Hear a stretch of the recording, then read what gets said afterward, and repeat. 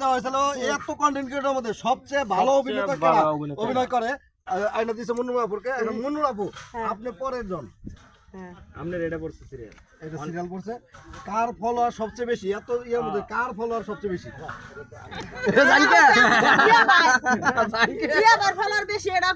Miking করে কত দরকার নাই।